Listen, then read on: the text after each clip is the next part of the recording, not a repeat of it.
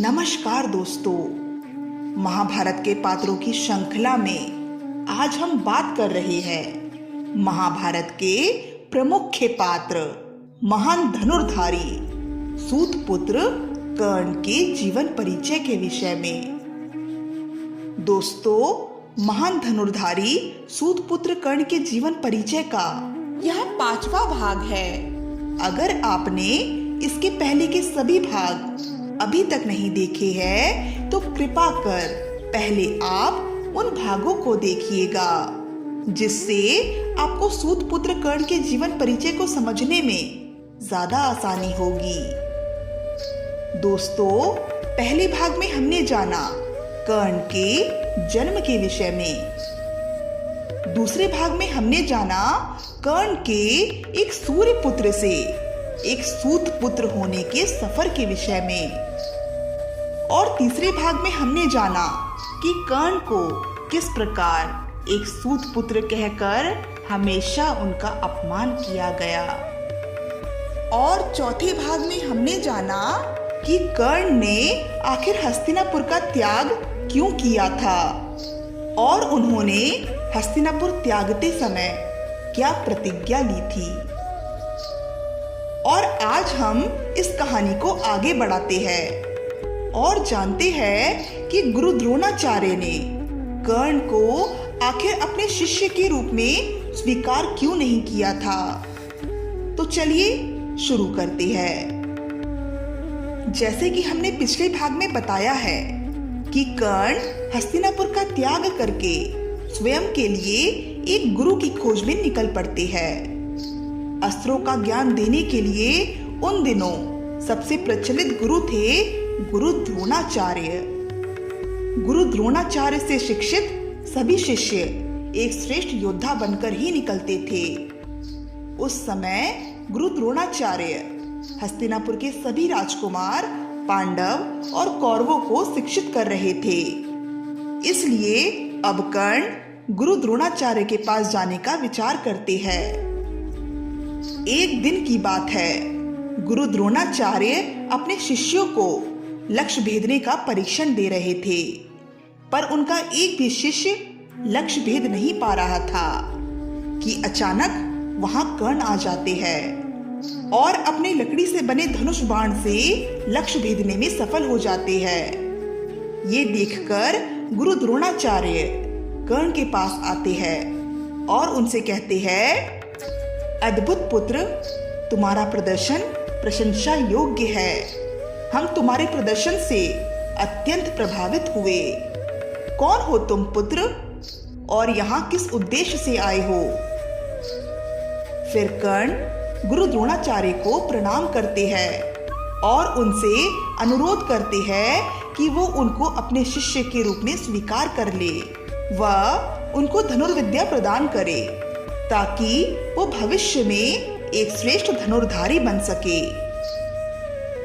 इस पर गुरु द्रोणाचार्य कर्ण से कहते हैं, अवश्य पुत्र, तुम बहुत प्रतिभाशाली प्रतीत होते हो।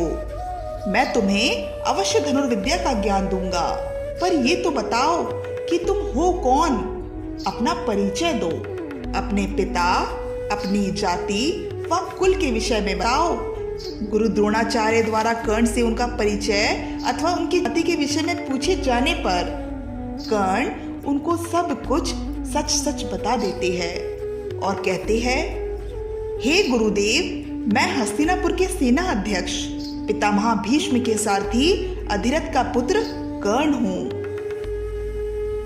पर जैसे ही गुरु द्रोणाचार्य को कर्ण के परिचय के विषय में पता चलता है तो वो कर्ण से कहते हैं, अच्छा, तो तुम एक सूत पुत्र हो।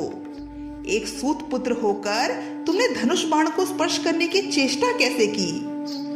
एक सूत पुत्र होकर तुम धनुर्विद्या सीखने का स्वप्न भी कैसे देख सकते हो? जानते नहीं, उच्च विद्या पर केवल और केवल क्षत्रियों का ही अधिकार होता है। मैं तुम्हें अपने शिष्य के रूप में कदापि स्वीकार नहीं कर सकता, इसलिए लौट जाओ यहां से। इस पर कर्ण गुरु द्रोणाचार्य से कहते हैं, हाँ गुरु द्रोणाचार्य, हूँ मैं एक सूत पुत्र, और मुझे एक सूत पुत्र होने में कोई लज्जा नहीं है, अपितु गर्व है। और मैं कहाँ क्षत्रियों की भांति आपसे राज्य मांग रहा हूँ। मैं तो केवल अपनी क्षमता को सफल करने की इच्छा रखता हूँ। तो फिर क्यों मैं धनुर्विद्या प्राप्त नहीं कर सकता? क्यों मुझे अपनी क्षमता को कुचलकर जीना आवश्यक है? आखिर किसने ये नियम बनाए हैं कि क्षत्रिय और ब्राह्मण वर्ग के लोगों को ही धनुर्विद्या प्राप्त होगी और सूत को नहीं? क्यों है ऐसे नियम जो संसार में मनुष्य को ऊंच नीच के बल पर तोलते हैं? ऐसे नियमों को मैं मान्य नहीं करता आचार्य। ऐसी परंपराओं को तोड़ने में मैं गर्व अनुभव करूंगा। धनुष पर तो केवल उसका अधिकार होता है जो धनुष पर प्रतिज्ञा बांध सके, और वो जन्म से नहीं कर्म से प्राप्त होता है।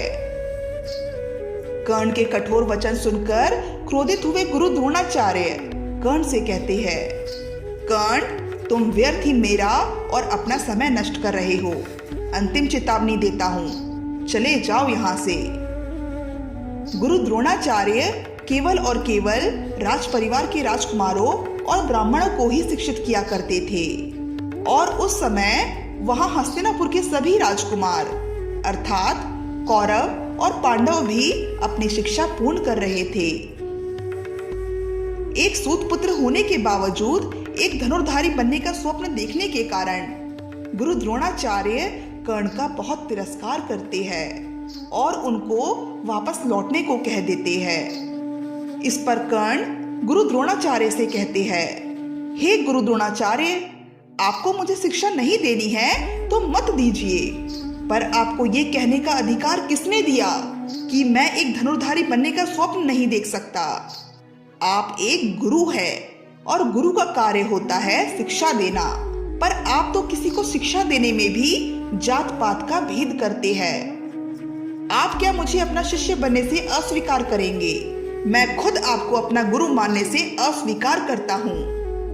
अब तो मैं उनसे शिक्षा प्राप्त करूंगा जिन्होंने आपको शिक्षित किया है, और वो है भगवान परशुराम। मैं आपको वचन देता हूँ, एक ना एक दिन मैं एक सर्वश्रेष्ठ धनुर्धारी बनकर आपके शिष्य के समक्ष खड़ा रहूंगा। ऐसा कहकर कर्ण वहां से क्रोधित व निराश होकर चले जाते हैं। तो ये थी दोस्तों गुरु द्रोणाचार्य द्वारा कर्ण को अपना शिष्य ना स्वीकारने का कारण। आज के लिए बस इतना ही। अगली वीडियो में हम कर्ण के शिक्षा के अगले चरण से संबंधित चर्चा करेंगे। तब तक के लिए धन्यवाद।